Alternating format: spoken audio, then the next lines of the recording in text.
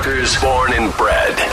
Bernie and Sid in the morning. Bernard McGurk and Sid Rosenberg. Making mischief their business. 77 WABC and the WABC radio app. Like Cortez, right here in Queens in the Bronx, in our own city, doesn't give a damn about the Jews. In fact, doesn't like the Jews. Keith Ellison, not that long ago, was number 2 in the Democrat Party. Number 2. Not that long ago, folks, right? And then we've got our own people, like Dov Hikind talked about. Chuck Schumer out of Madison High School in Brooklyn, New York. Jew, right? Where's he tonight? Where was he tonight? Hiding out. He's over at Representative Omar's house. Probably so. Till Tuesday. Nice choice here on this Tuesday morning. I did mention Dov Hikind there, and I have to tell you that my friend Cindy, I think it's Cindy Gross, I forget how to pronounce her name. She's the one that actually inspired Eric Ulrich to call me to host this big GOP gala coming up at Russo's on the Bay in June. Cindy reached out to me, and I said, listen, I really want to talk to Dov Hikind before this big event. She got me Dov's number, and Dov and I spoke before, and Danielle and I met Dov when he got there. And I appreciate all the kind words about me. Thank you very much. It's very sweet. But the truth is, the man up there last night was Dov Hikind. He's a huge voice in the Jewish community, a tremendous assemblyman from the state of New York, a guy, Bernie, that you and I both really respect, admire, and love. And he wasn't good last night. He was magnificent. And here he is, Assemblyman Dov Hikind. Dov, good morning, pal. How are you? Spectacular. Good morning. Before we go anywhere, you were amazing. Oh. You were extraordinary. Yes, he was. I don't know if you're running for office or not, but you were absolutely amazing. On the fly, too, by the way. Thank you. I appreciate that. You were powerful. I mean that. You were, and it was from the heart, right from the heart. Thank you. So I thank you for being there and for being so powerful. It was easy, and I really appreciate that. Thank you. It was easy, though, Dov, after hearing Alan Dershowitz, and again, specifically you were so great up there. You came armed with statistics and numbers and made it very, very clear that this is nothing new for the New York Times. This dates back to pre-Holocaust, and yet, in fact, too many people in this city still read that paper. I don't get it. It's been 14 years now. For 30 years, I had that paper delivered to my home. And 14 years ago, I said, wait a second.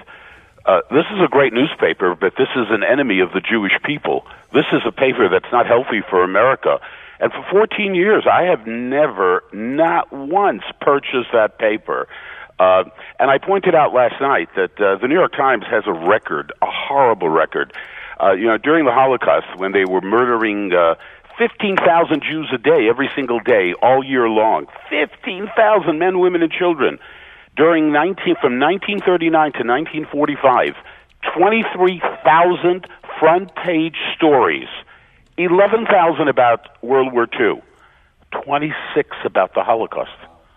Yes, no doubt about it. Listen, is that crazy? They are 26? Historically anti-Israel, anti-Jewish, and you're right. One of their big-time columnists was a guy named Walter Duranty, all pro-Soviet Union.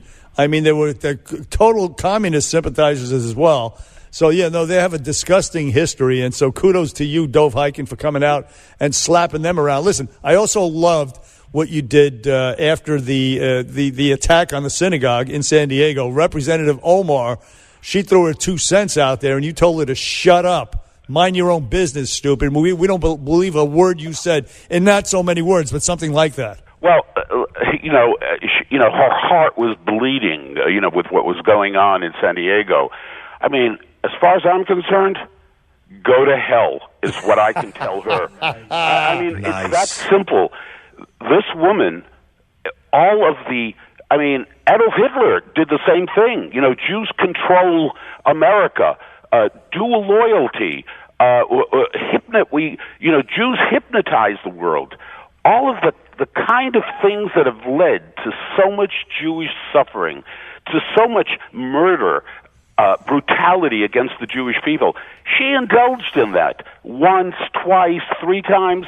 She's apologized again and again, and she's going to continue to apologize.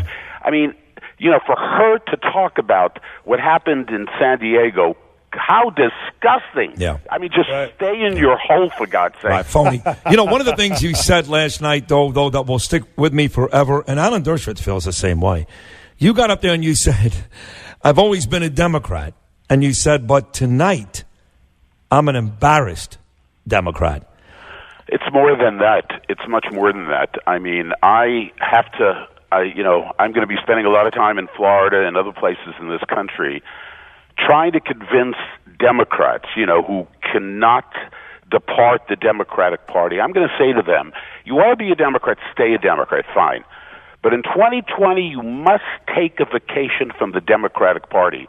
You must send a message. The latest numbers have come out on anti-Semitism. I mean, 1,879 cases of anti-Semitic acts in this country in 2018. Those are the ones that are reported. 100% increase of assaults on Jews.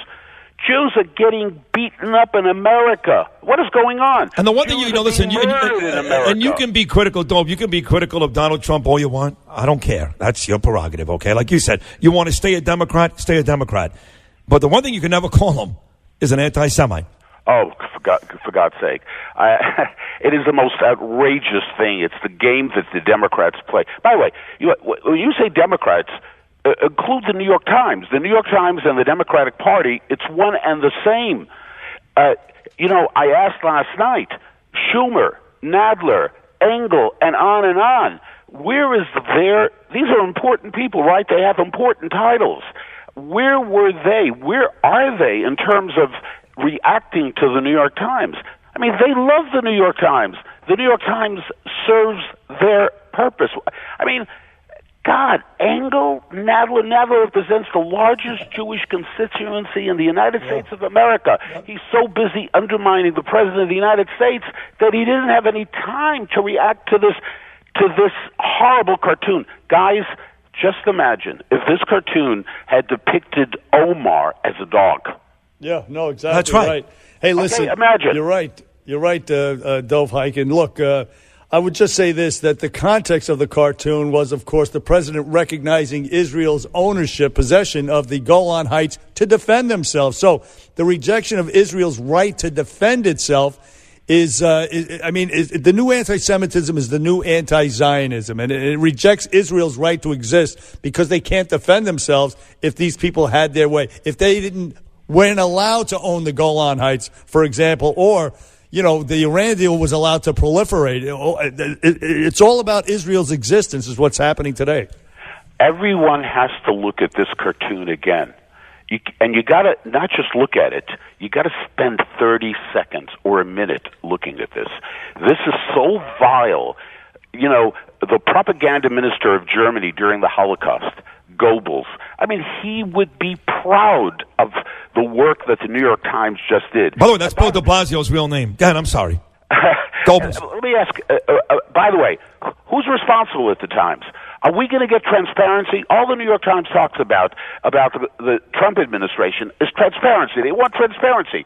Well, are we going to get it from the New York Times? No. Are we going to find out who actually said it's somebody at the New York Times who gets paid by the New York Times said this is okay. Yeah. I don't have a problem with this. Who was that? Somebody Who did. gave the okay? That's a good question. Maybe more than one, too. Listen, I think at the end of the day, while rallies are important and your voice, which is bigger than any other in the Jewish community, is so important, though, but the reason why Don Imus was fired, the reason why Bill O'Reilly was fired was advertisers started to flock and leave. And unfortunately, until we get to the business side of the New York Times and some of their big money backers start to leave, they will continue to do things like this because they feel empowered. You got to hit them in the pocketbook. Absolutely. I mean, there's a need. I hope that this is a little bit of a wake-up call for many, many people on many levels, and I'm going to pursue it. There's no question about it. I mean, the Times is one of the most powerful institutions in this country, and they just indulged in vile, vicious, malicious anti-Semitism, for God's sake. How is that possible? It's like unbelievable. It's like a bad dream, guys. And in the highest echelons of government, the Congress and academia and now media, I mean, it's just terrible. Listen, Dov Hikind, we're out of time, but you're great. We appreciate you. I love you guys. Thank you so much.